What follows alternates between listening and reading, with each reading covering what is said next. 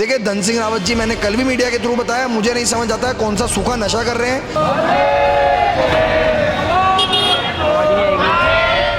और एक एक छात्र को कोई भी हानि होती है तो उसके संपूर्ण जिम्मेदार प्रदेश की सरकार और धन सिंह रावत जी आप स्वयं होंगे।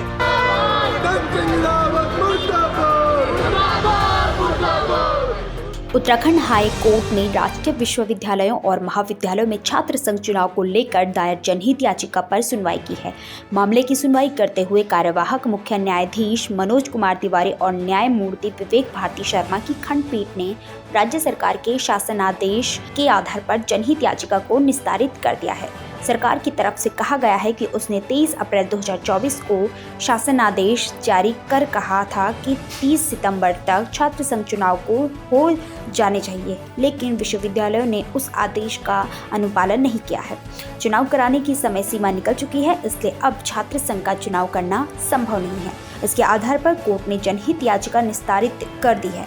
वहीं न्यायालय के इस फैसले के बाद छात्र नेताओं में रोष है, जिसके बाद अब राज्य के सभी महाविद्यालयों में छात्र नेताओं ने तालाबंदी कर प्रदर्शन किया और छात्र संघ के चुनाव कराने की मांग की है। देखिए, जैसा कि आपने देखा होगा, कल हाईकोर्ट के द्वारा एक बहुत ही निराशाजनक उनके द्वारा फैसला सुनाया गया और जिसमें कि छात्र नेताओं के जो हनन की बात है वो हो रही है और उनके द्वारा जो डिसीजन है वो बहुत ही बुरा डिसीजन है। मैं आपको थोड़ा सा इस विषय में डिटेल में बताऊंगा।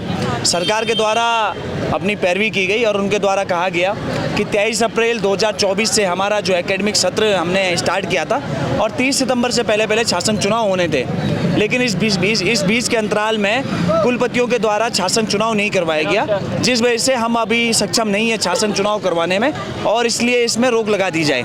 तो सरकार के द्वारा ये अपना पक्ष रखा गया और सरकार ने अपना पल्ला झाड़ा। मैं आपको थोड़ा सा इस विषय में बताना चाहूँगा। हमारा जो एकेडमिक सत्र है हमारा 1 जुलाई से स्टार्ट हुआ है। हम लोग HNB गढ़वाल से एफिलेटिव हैं और हमारा कहीं भी दूर दूर तक श्रीदेव सुमन से कोई भी वास्ता नहीं है, कोई भी लेना देना नहीं है। अगर मैं श्रीदेव सुमन की भी बात करूं तो लिंग 2 जो कहती है, लिंग 2 जो एक कमेटी है जो माननीय सुप्रीम कोर्ट के द्वारा बनाई गई है, वो ये कहती है कि जब अंतिम छात्र का भी एडमिशन हो जाए उसके बाद शासन चुनाव होते हैं। तो आप देखिए कि कल और आज 2 दिन 24 और 25 अक्टूबर को माननीय धन सिंह रावत जी के द्वारा समर्थ पोर्टल ओपन किया गया और एडमिशन के लिए रजिस्ट्रेशन करवाए गए।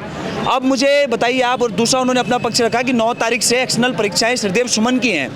अब जो 25 तारीख को अपना रजिस्ट्रेशन करवाएगा, 3-4 दिन मेरिट बनने में समय लगेगा। 1 तारीख को जिस बच्चे का नाम मेरिट लिस्ट में आएगा और 2 तारीख को अपना दाखिला दर्ज करेगा, 7 दिन में वो बच्चा क्या पढ़ेगा और क्या परीक्षाएं देगा।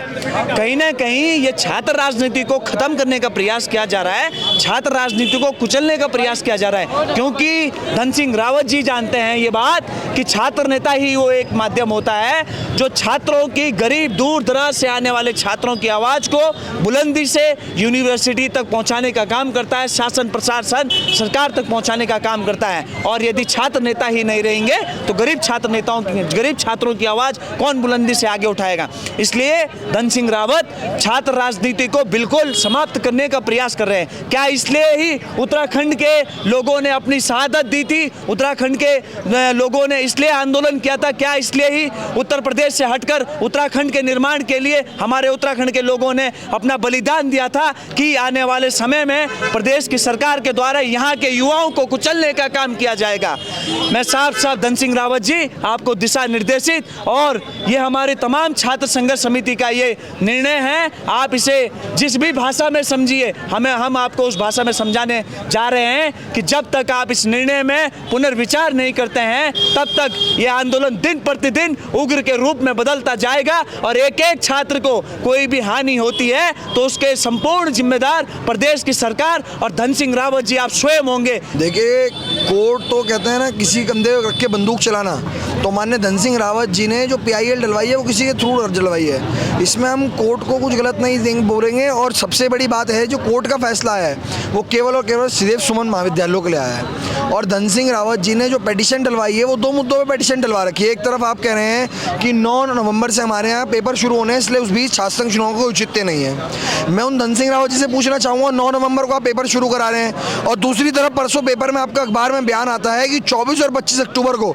एक बार दोबारा समर्थ पोर्टल के थ्रू एडमिशन प्रोसेस शुरू हो रहा है। जिन बच्चों के एडमिशन आप 25 अक्टूबर को करा रहे हैं, आप उनके एक हफ्ते के अंतराल में पेपर कैसे करा सकते हैं? देखिए धन सिंह रावत जी, मैंने कल भी मीडिया के थ्रू बताया, मुझे नहीं समझ आता है कौन सा सूखा नशा कर रहे हैं, जिस नशे में उनको ये समझ नहीं आता है वो क्या बयानबाजी कर रहे हैं। कभी वो कहते हैं मैं ऐसा एक ऐप लाऊंगा जिससे मैं बारिश करवा दूंगा, कभी वो 4-5 दिन के अंतराल में पेपर करा रहे हैं। तो मुझे उनकी रीति नीति कुछ समझ नहीं आ रही है, किस प्रकार वो छात्र नेताओं को और आम छात्र छात्राओं को अंधेरे में रख रहे हैं और वो क्या करना चाह रहे हैं, हमें कुछ समझ नहीं आ रहा है। तो आप अपनी बात पे खरे नहीं उतरे, आप कहते हो कि हमारी तैयारी नहीं है, आप किस बात की तैयारी कर रहे हो?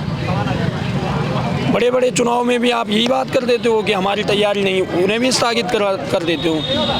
आपको जब भी किसी रैली या किसी विधायक या किसी मंत्री या किसी संतरी की रैली में, तब आपको छात्र नेताओं की ज़रूरत पड़ती है, और आज आपने छात्र नेताओं को ही अपाहिज बना दिया।